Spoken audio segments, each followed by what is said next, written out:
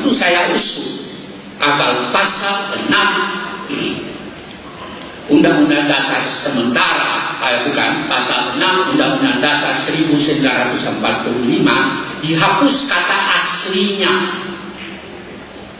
Saya usul kata asli itu dihapus. Saya tidak tahu kemudian dokumennya itu bagaimana. Tapi sebetulnya tidak ada satu orang kecuali saya yang usul kata asli dicabut. Kalau Anda mau tahu, saya bisa katakan orang itu namanya Patria Haris Akbar, hakim Mahkamah Konstitusi. Jadi sekarang tidak ada lagi asli, hanya Presiden Republik Indonesia ialah warga negara Indonesia.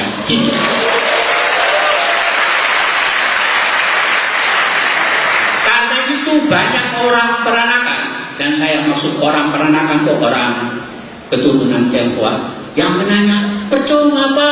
Kapan kita bisa dapat kedudukan? Saya bilang, oh ya, Anda pernah baca Alkitab apa enggak? Dalam Pengkhotbah 3 itu dikatakan ayat 1, semua itu ada waktunya. Jadi kalau sekarang Pak Ahok sudah jadi wakil gubernur, dan mudah-mudahan kalau nanti jadi gubernur, maka firman Tuhan itu telah digenapi.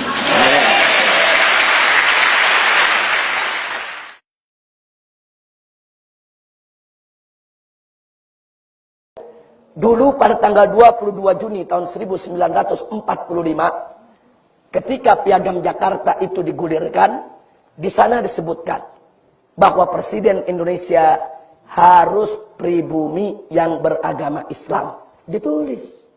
Dan pada saat kita merdeka tanggal 17 Agustus tahun 1945, kalimat itu masih ada dalam dasar negara Republik Indonesia. Tapi pada tanggal 18 Agustus 1945, atas tekanan Jepang, dipaksa, akhirnya pasal tadi dirubah. Presiden Indonesia harus pribumi. Agama Islamnya dihapus. Tapi masih bagus. Masih ada kata-kata pribumi.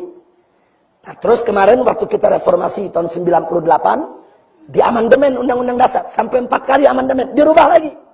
Sekarang bunyinya, Presiden Indonesia harus WNI, bukan pribumi. Nah sekarang pertanyaannya, itu bisa diubah-ubah Undang-Undang Dasar. Dari pribumi Islam menjadi pribumi saja, sekarang menjadi WNI. Kenapa kita tidak bisa untuk kembalikan lagi ke semula?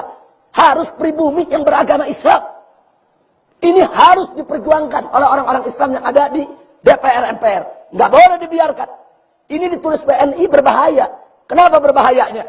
Kalau besok ada warga negara Amerika masuk ke Indonesia, cuman modal bisa bahasa Indonesia, bisa nyanyi lagu Indonesia Raya, hafal Pancasila, dites di imigrasi lulus, jadi WNI.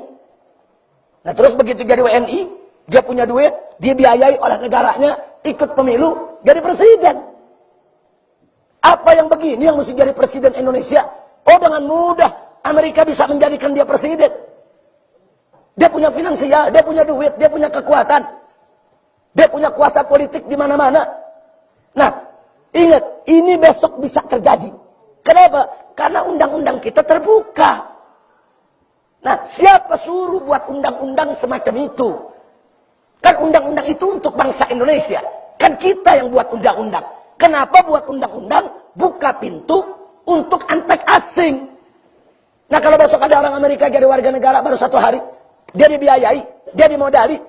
Dan bangsa kita ini, maaf, masih banyak yang dikasih 50.000, dia tusuk pemilu. Dia bayar, dia punya duit. Terus apa besok orang Amerika yang WNI tadi yang akan jadi presiden Indonesia? Di mana nasionalismenya? Di mana kecintaan dia kepada Indonesia?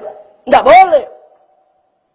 Nah maka itu sampai hari ini saya dan kawan-kawan mundar-mandir ke DPR MPR, kami sudah meminta sejak 4 tahun yang lalu agar Undang-Undang Dasar 1945 yang sudah diamandemen wajib diamandemen lagi.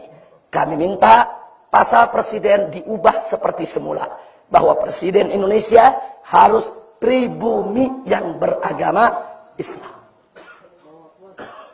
Nah ini mesti kita perjuangkan, nggak boleh enggak, saudara. Nah kalau kita tidak perjuangkan, ya besok orang kafir bisa jadi presiden. Makanya jangan kaget kalau sekarang ada orang kafir yang non pribumi, bikin partai, punya banyak televisi, setiap hari dia kampanye. Nah kalau besok dipilih oleh rakyat, dia bisa jadi presiden. Sudah bukan Islam, sudah bukan pribumi. Hati-hati ya kawan. Bisa dijadi presiden. Siapa bilang nggak bisa? Orang undang-undangnya mengizinkan kok. Nah maka itu, kalau kita ingin kembalikan, maka pemuda-pemuda kita saat ini harus berpikir ke depan. Kalau besok umat Islam memegang mayoritas di DPR MPR, yang punya gairah Islamnya tinggi, nasionalisme kebangsaannya tinggi, cinta agamanya tinggi, cinta Indonesianya tinggi, wajib itu pasal diubah. Siapa bilang UUD 45 nggak bisa diubah? UUD 45 itu bisa diubah melalui sidang MPR. Dorong MPR. Sebetulnya kita sudah protes ini dari tahun 98. Kami minta itu diubah. Nah, cuman permohonan kita kandas. Bahkan kita minta kembalikan Piagam Jakarta sampai tahun 2004. Terakhir diadakan amandemen. Nah begitu kita kandas, kita belum dapat kesempatan lagi. Tapi dari 3-4 tahun yang lalu, kami sudah dorong kawan-kawan yang ada di DPR.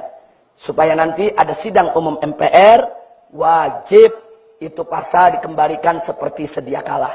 Kita mesti cinta agama kita, dan kita mesti cinta negeri kita.